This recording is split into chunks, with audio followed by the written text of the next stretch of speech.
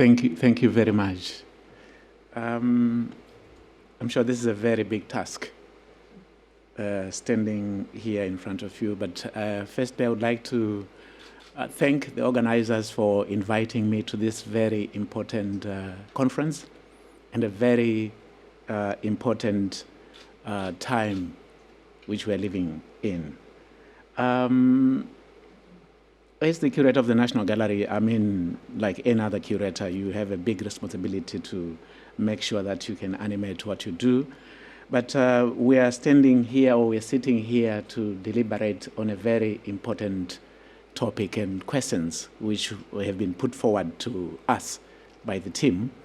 And basically, for me, it's looking at the roles and responsibilities of art institutions in the age of xenophobia, migration, economic collapse, political instability, and climate change. How do we make ourselves relevant as cultural institutions? And as cultural institutions working in the continent of Africa, the continent which sometimes is misunderstood to be a country, and yet this continent is one of the largest continents on earth. And going back to the questions, can art help safeguard the existing social relationships dismantled by the rise of the choruses of the so-called globalization and many other issues? In my own perspective, culture plays a very important role. And our cultural institutions are very, very important because they are living organisms that work in collaboration with artists. The artists come first, in my own view, because the artists are the ones who respond to some of these issues. But the need for the freedom for them to be able to practice is very, very important. And it is that freedom that allows those cultural expressions by artists to be seen by the world and for the world to respond. If there's going to be any change that will come from the artist or that will come from us as human beings, it is through those artworks that artists will always give us, because I believe the artists, they give birth to the artworks, but the artworks need a home. So the cultural institutions are the homes where these works which are given birth by the artists can be seen or can be viewed for them to make their expressions live and be understood by us. Looking at the continent itself, or looking at, basically I can go back to look at our national institution, which is the National Gallery of Zimbabwe. The National Gallery of Zimbabwe was given birth way back in 1930s during the colonial era, just like any other museums in Africa which were built during the colonial era. The purposes of these cultural institutions were to serve the chosen few. The chosen few during the colonial era were only, most of these museums, they had a big sign, especially the countries in Southern Africa where museums were only for the chosen few, there's a sign saying whites only. So those were the purposes of those cultural institutions. But the liberation movements in Africa, the liberation in Africa was not only about political, not only about economic liberation, but it was also about cultural liberation.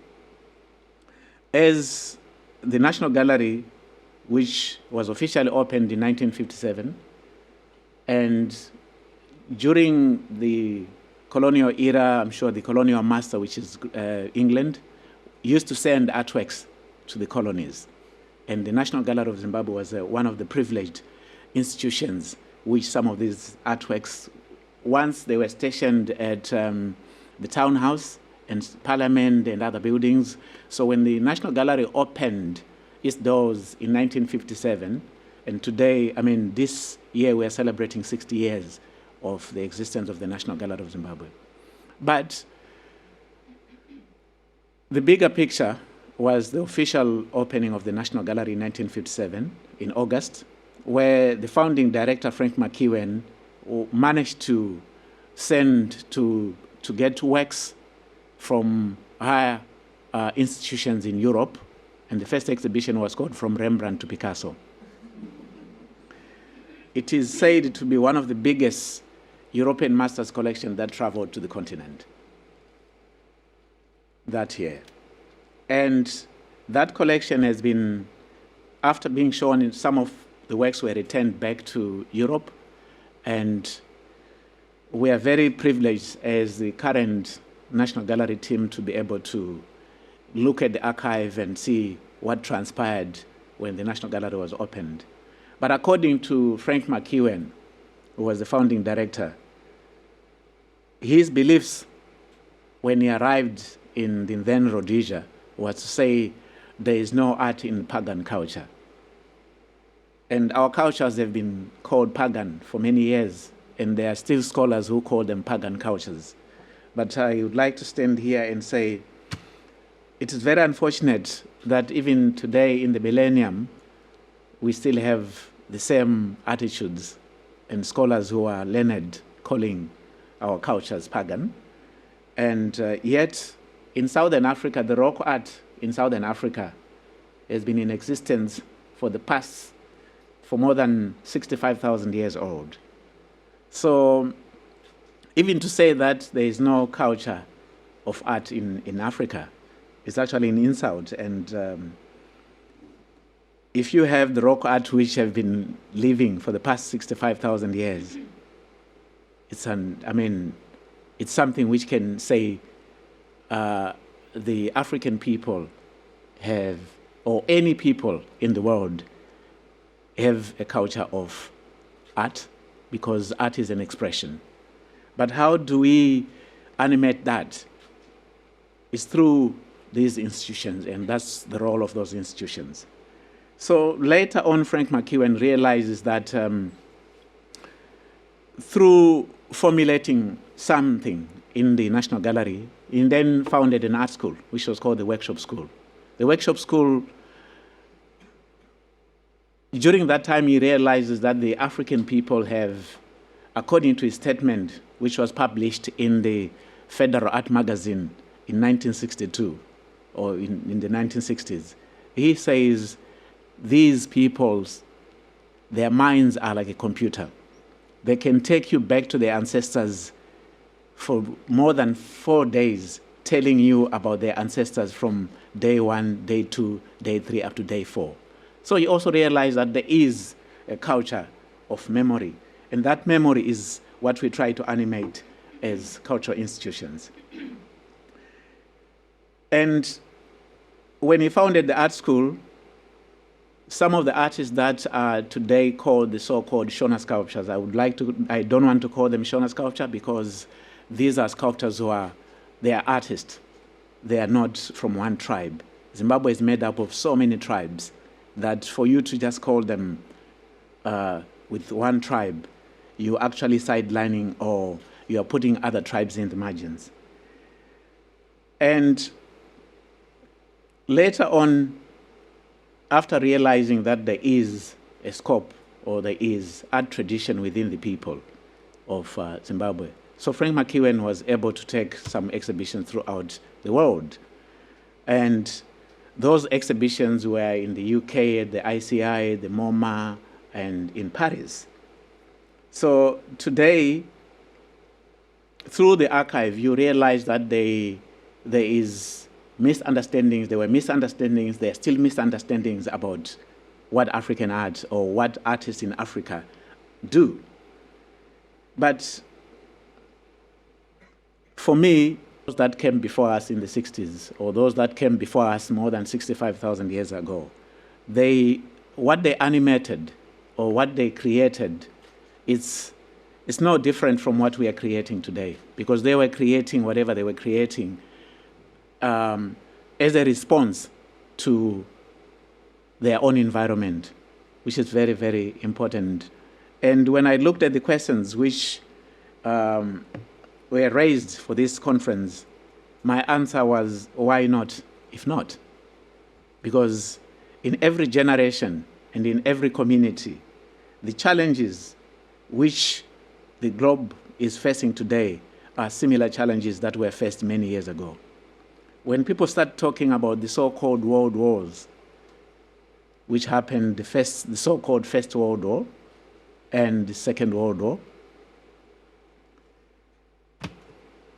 those are some of the wars which today they get talked about, but they are no difference from what is happening today. But you find yourselves as institutions responding to whatever environment you are put in.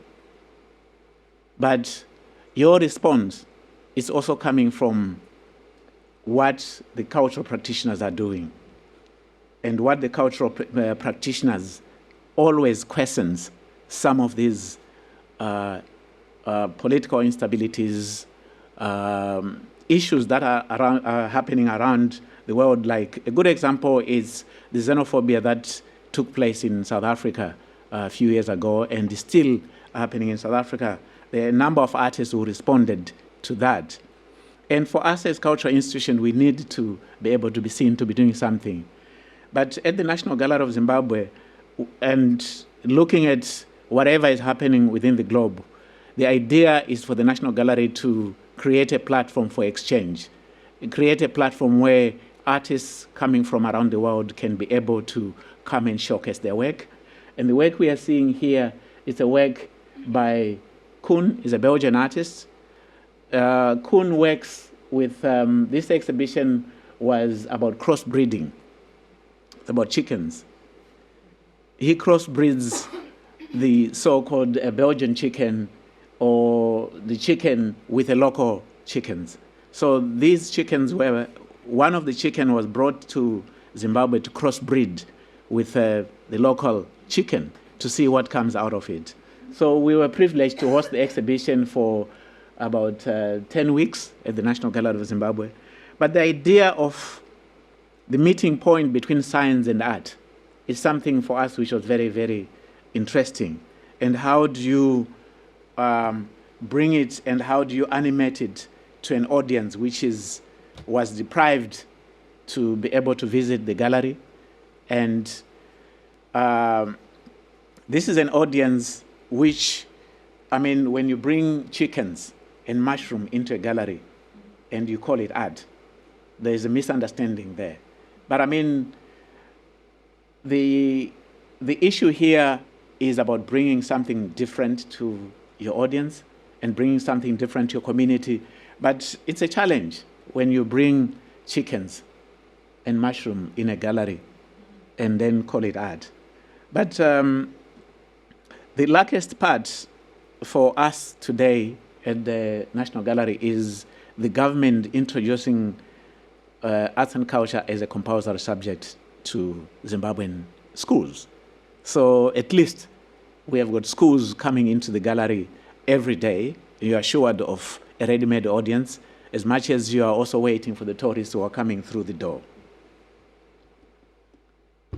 How do I go to... okay.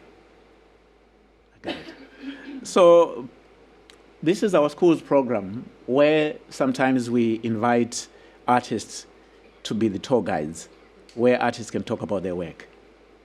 And the schools program is run through the curator of education, Tandazani Zlakama, and she's a young graduate, and through her program, she makes sure that at least the artists also have a role to play in order to animate what they're doing.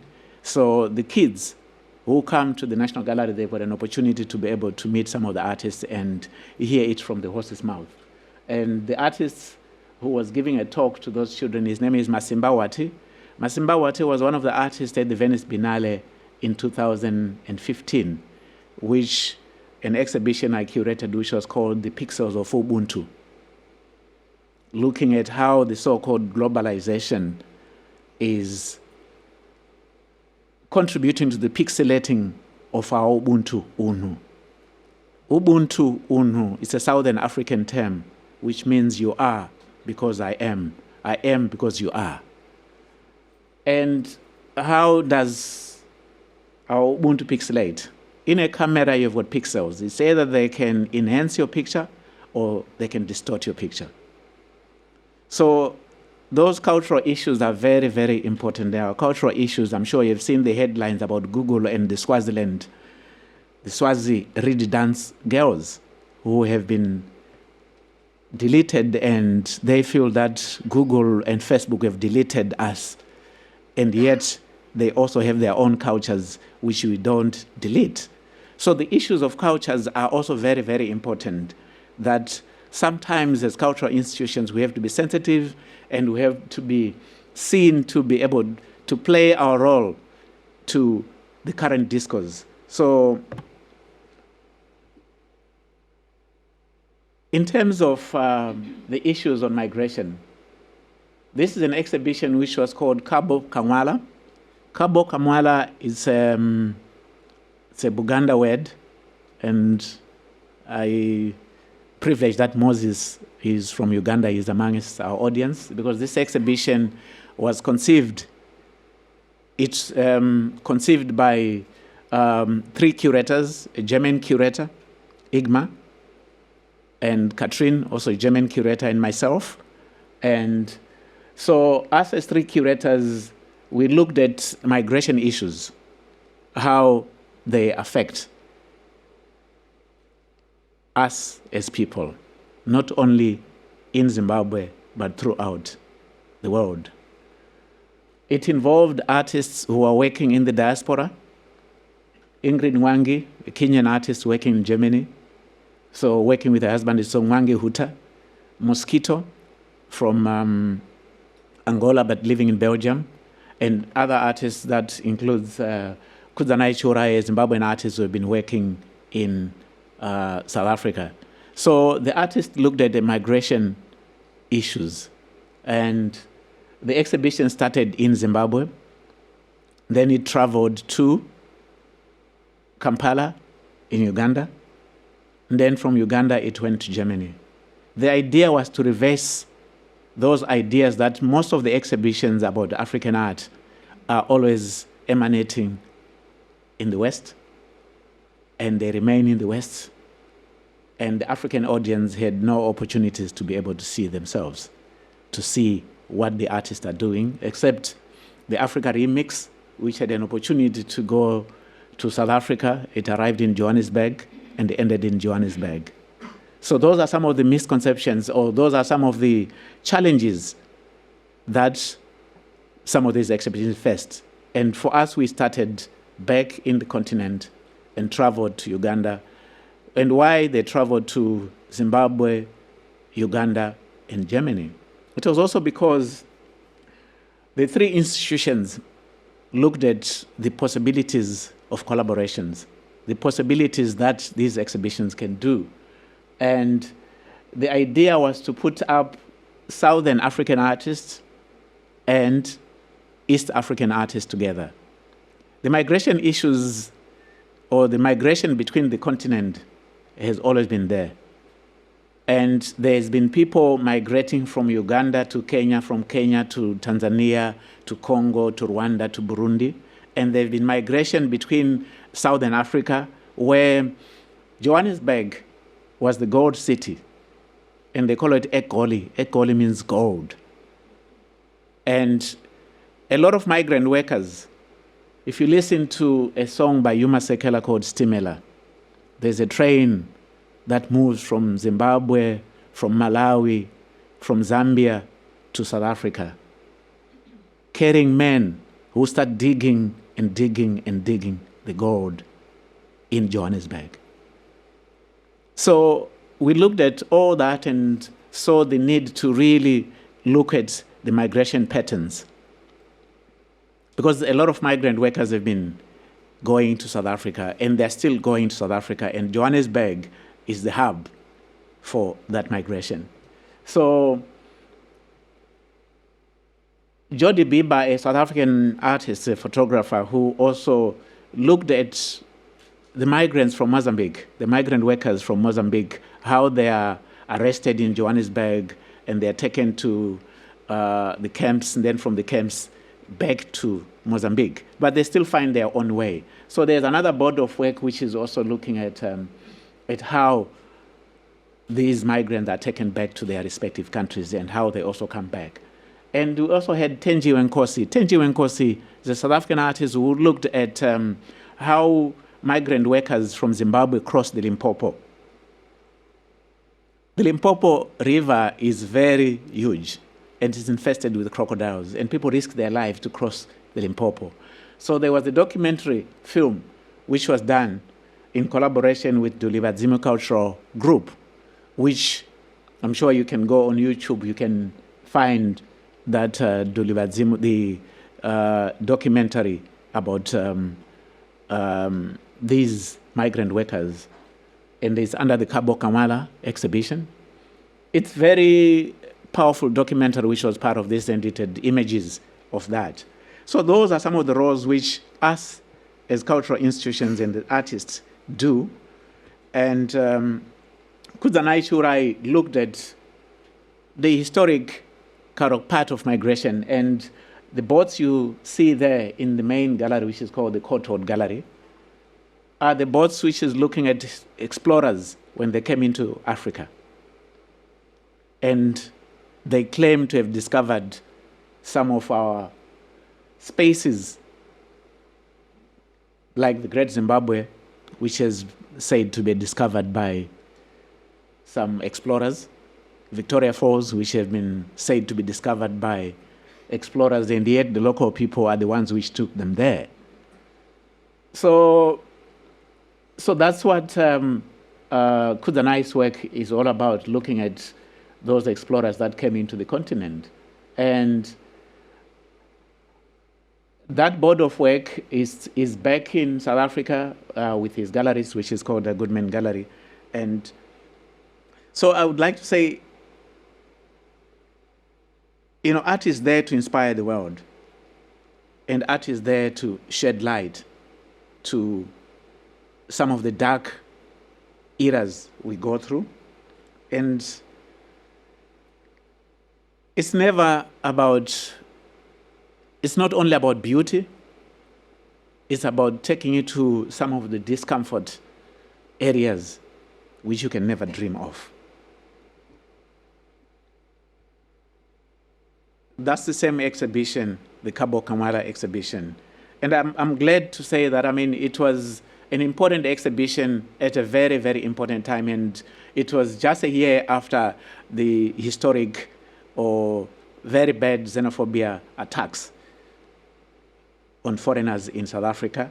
And for us as Zimbabweans, we constitute the bigger number of foreigners in South Africa.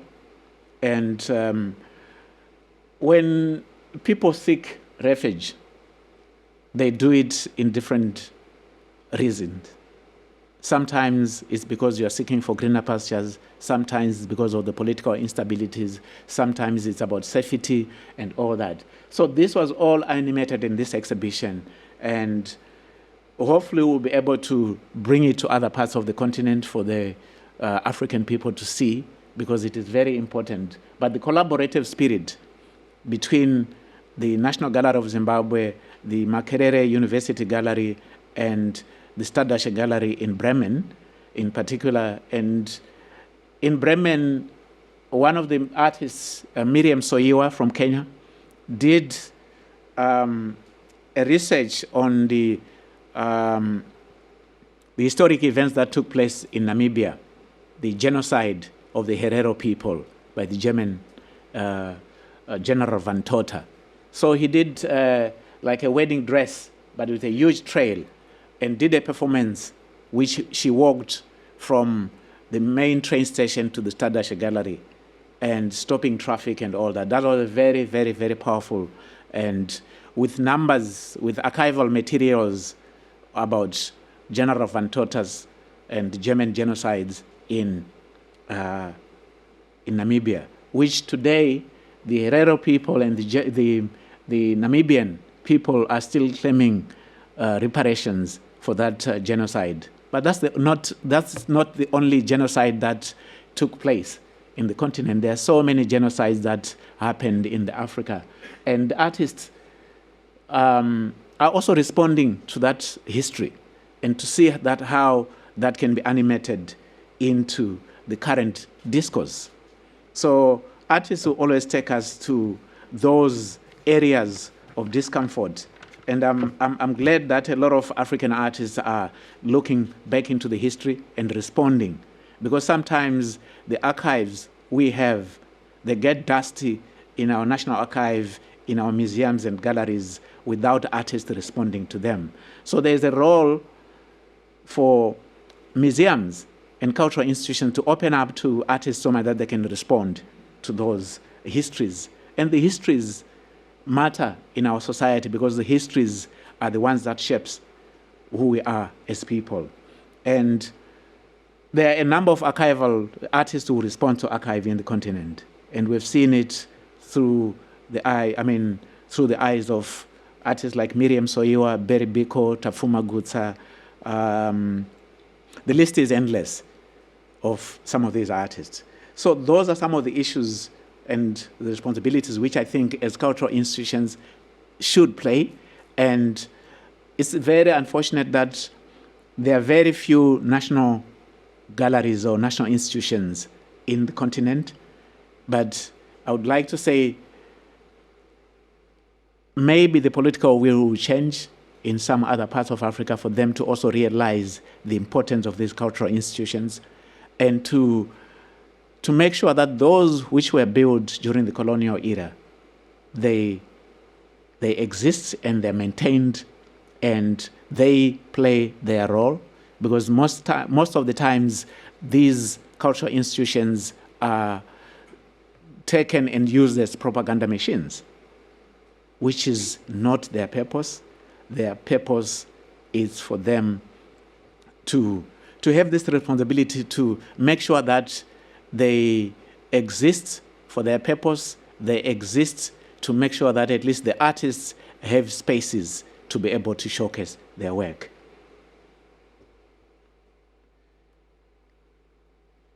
The exhibition which is there, because the National Gallery of Zimbabwe has a huge collection of European masters.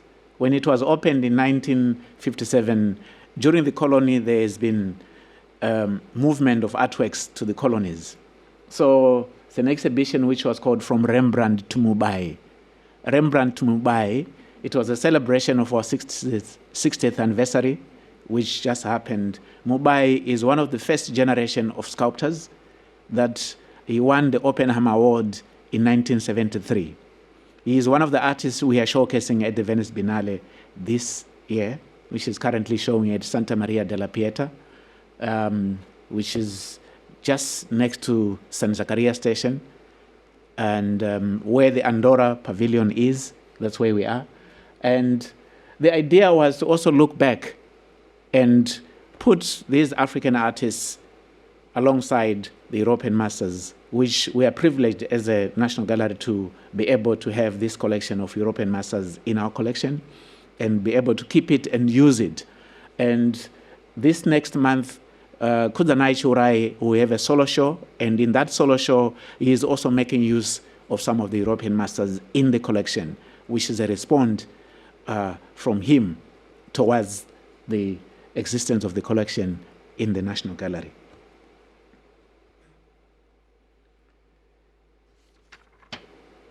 Well, we just finished a conference which started on the 11th of September to the 13th of September.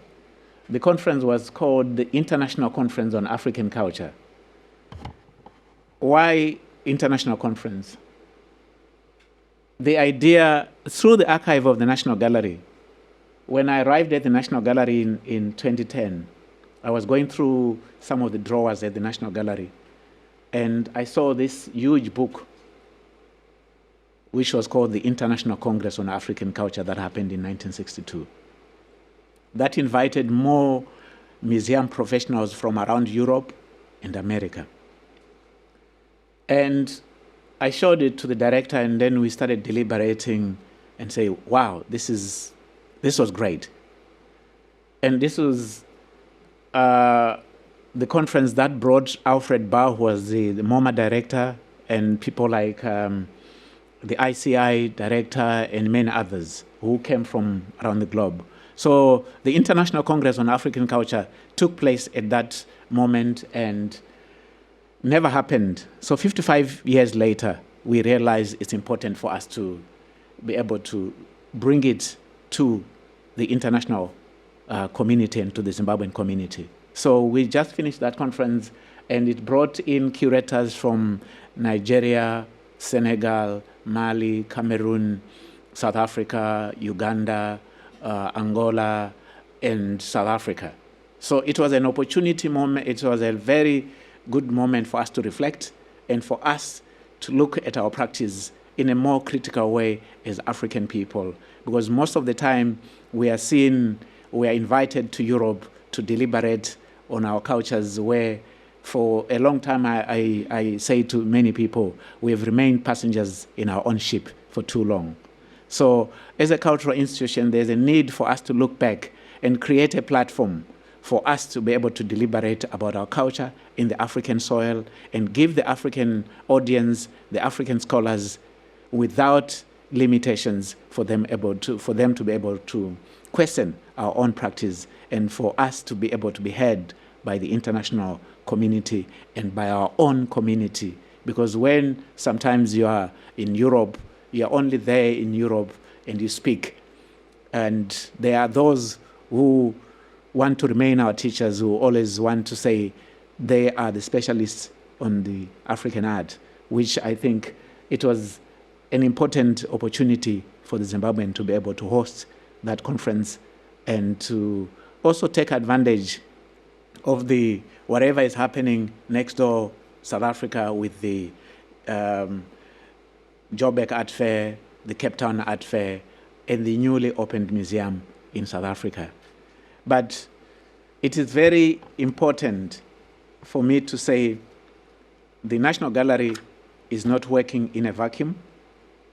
There's a need. When I arrived there, I saw the need for us to be able to invite other curators to curate or to co-curate with us other exhibitions. And there is an exhibition I co-curated with Christine Ene, she's amongst us here, which was called Basket Case 2, so which brought in artists from Germany, the United Kingdom, France, Nigeria, and Zimbabwe to be able to showcase at the National Gallery. There are other exhibitions which were curated by B.C. Silva, which was a touring exhibition, came to Zimbabwe, and many others. So the National Gallery, as a cultural institutions, what we are actually seeking now is to be able to collaborate with other national institutions within the continent. We know it's not easy because traveling in Africa is very expensive, but where there's a will, there's a way. But we need to challenge ourselves as cultural institutions.